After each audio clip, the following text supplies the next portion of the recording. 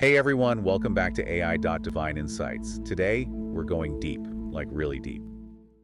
All right, let's jump right in today. We're going to be looking at Acts 28. Okay. This is the final chapter of Paul's journey to Rome, as told in the book of Acts. And we're going to be focusing on the events in Malta and then in Rome, using the New King James Version. Sounds good. So yeah, get ready. This one's got it all. Shipwrecks. Yeah. Venomous snakes, Oh, yeah. miraculous healings, and even Paul under house arrest. It is quite the chapter. Yeah. It really has, I think, like everything you could ask for in a good finale. Yeah. It's like the writers knew how to keep you on the edge of your seat. Right. Exactly. So yeah, it picks up right where we left off with Paul and his companions.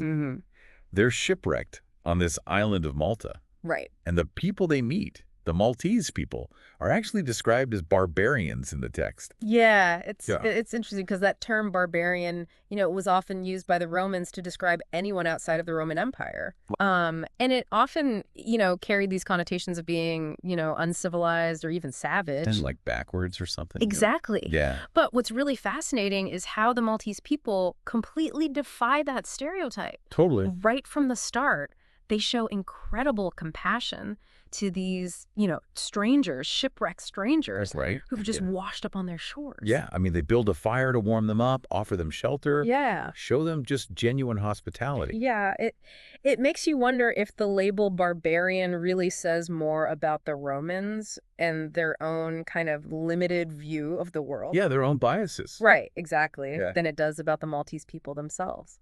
Totally. And, I think that's something that we still struggle with today, right? These stereotypes and these preconceived notions about different cultures. Absolutely, yeah.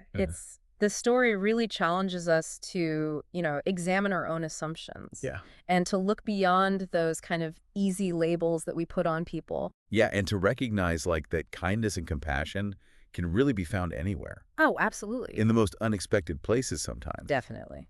This theme of defying expectations continues with what happens with the viper, right? So Paul's gathering firewood, and all of a sudden, he gets bitten by this venomous snake. Yikes. And the islanders, seeing this, they instantly jump to a conclusion. They do. They say, oh, well, he must be a murderer. Right. Like he survived the shipwreck, but now... Yeah, that's his punishment. Yeah, this must be like divine justice or something. Right. Right. Right. It's just amazing how quickly they went from welcoming him to basically like writing him off. Yeah, it's really a fascinating example of how quickly people can jump to conclusions based on really limited information, right? It's like they don't know anything about him, but they see this one incident and they immediately form this judgment. Right. And I think that's something that we see all the time, even today. Yeah.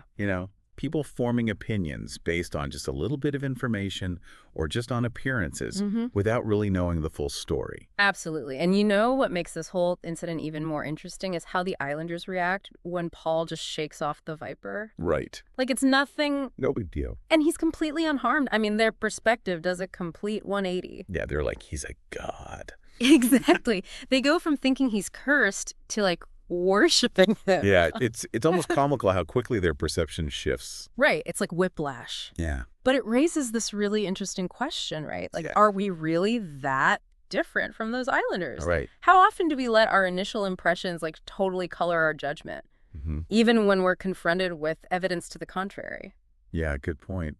It's a challenge to stay open-minded. Yeah. And to actually question our assumptions, especially when something seems to confirm what we already believe. Right. Yeah. It's easy to kind of fall into that trap of just reinforcing our own biases. Right. So this incident with the viper, it's like this dramatic reversal. It's a good reminder to be careful about how quick we are to judge. Yeah, absolutely.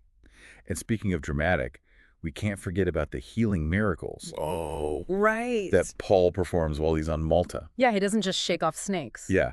He heals Publius' father, who was a leading citizen on the island, and then he heals other sick islanders who came to him for help. Yeah. And these healings, they kind of, solidify that positive view that the islanders have of Paul.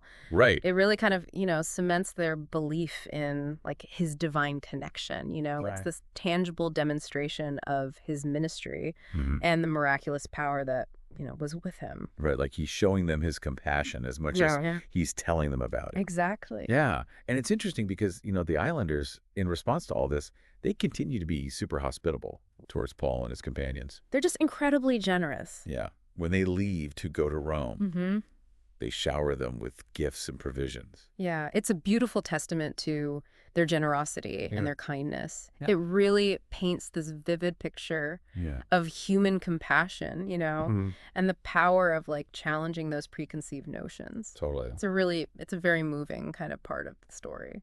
Yeah, definitely. So they leave Malta and they continue towards Rome. Right. They stop along the way in Puteoli. Yeah. Yeah, and in Puteoli, they get this, really warm welcome from other Christians there. Yeah, it's almost like a mirror image of what happened in Malta with the Maltese people. Yeah. Not being Christians, but showing them that generosity and care. And then here are these other Christians in Puteoli. Yeah, showing that same spirit. Doing the same thing. Yeah, it's a beautiful illustration of how this, new faith was creating these connections and a sense of belonging for people across different geographies and cultures. Yeah. It's a good reminder of how important community is. Oh, yeah. Especially for people who share those same beliefs. For sure. Especially for these early Christians, who are often facing persecution. Yeah. And social stigma. Right. So they finally make it to Rome. Yeah, they get there. And Paul, even though he's a prisoner, he's allowed a certain degree of freedom.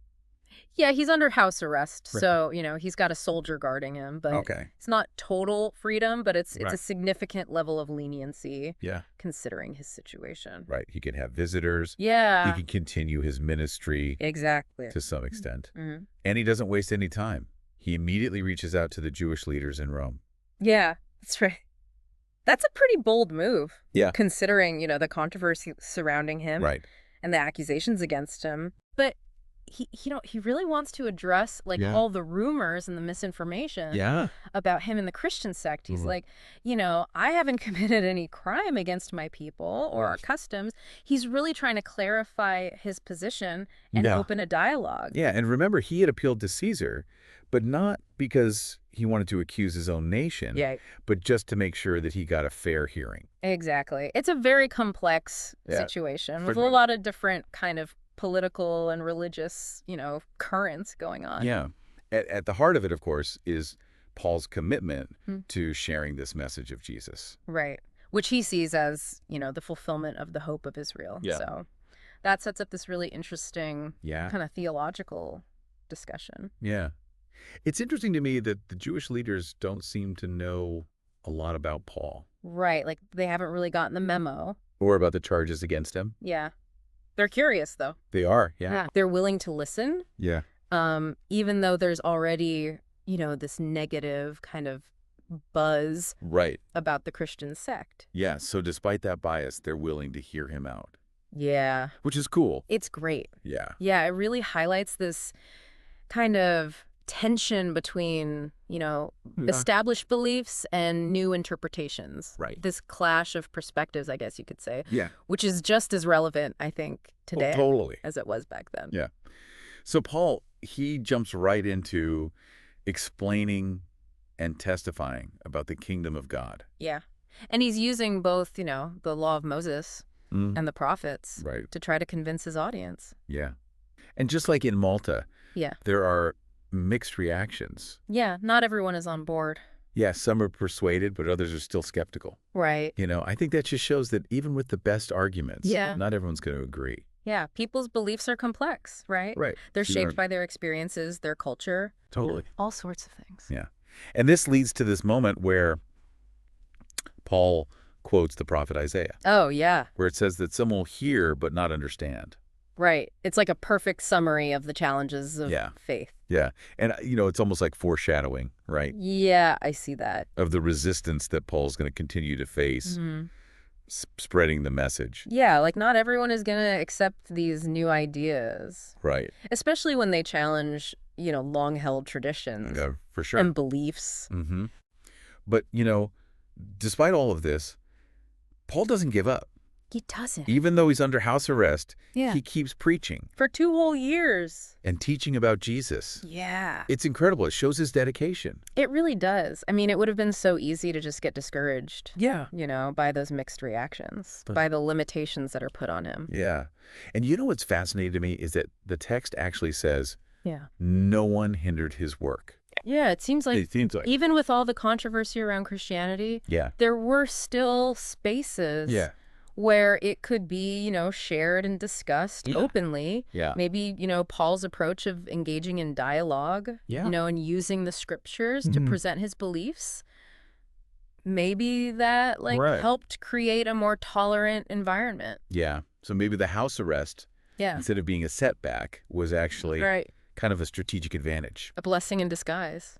It's a really interesting idea.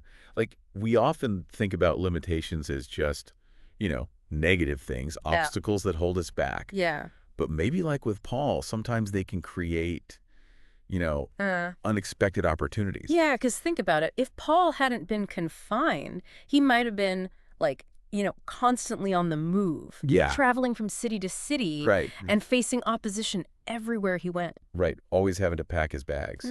Exactly. And that constant kind of upheaval, it could have made it hard to really establish a foundation for teaching.